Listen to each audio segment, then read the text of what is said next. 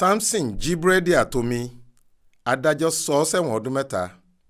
Ẹ̀wọ̀n ọdún mẹ́ta gbáko ni géńdé ẹni ọdún mẹ́rìndínlọ́gbọ̀n kan Victor Samson yóò fi jura látàrí bílé-ẹjọ́ ṣe ṣèdájọ́ rẹ̀ tí wọ́n ló jẹ̀bi jíjí búrẹ́dì àtàwọn nǹkan míì àti pé ìwà olè jíjà ti mọ́ ọ lára.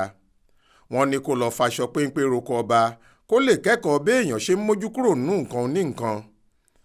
Ìpínlẹ̀ Ọ̀ṣun nìṣẹ̀lẹ̀ yìí ti wáyé lópin ọ̀sẹ̀ tó kọjá yìí.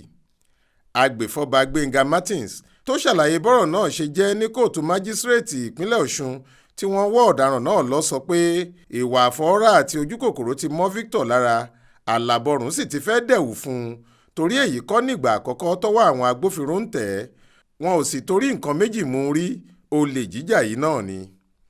Ó nígbà kan wà tó lọ fọ́ àwọn ṣọ́ọ̀bù kan ní ìkóríta Major Sawmill tó wà nílùú Ọ̀rẹ́ lọ́nà tó lọ sílùú Oǹdó.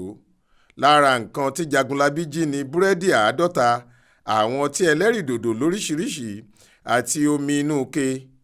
Wọ́n ló tún jí páálí wáìnì àtàwọn nǹkan míì tó jojú ní gbèsè nínú àwọn ṣọ́ọ̀bù náà. Òkè àjà ni wọ́n ló gbà. Bó ṣe ń fò láti ṣọ́ọ̀bù kan sí òmíì ló ń jalè kílẹ̀ tó mọ́. Wọ́n béèrè lọ́wọ́ Victor bóyá ó ní àwíjàre, ṣùgbọ́n pàkó ló ń wọlẹ̀ bí aṣẹ́wó tilẹ̀ mọ́ bá. Adájọ́ O.A. Ọmọfọlárìn tilé-ẹjọ́ májísírèètì náà gbé ìdájọ́ rẹ̀ kalẹ̀. Ó ló yẹ kí Victor lọ kọ́gbọ́n gidi wá láti ọgbà ẹ̀wọ̀n. Irú rẹ̀ kò sì yẹ lẹ́ni tó gbọ́dọ̀ máa yan fanda láwùjọ. Ló bá jù ú sẹ́wọ̀n ọdún mẹ́ta pẹ̀lú iṣẹ́ àṣekára kí èyí lè kọ́ àwọn míì lọ́gbọ́n pé olè kì í ṣe nǹkan ire.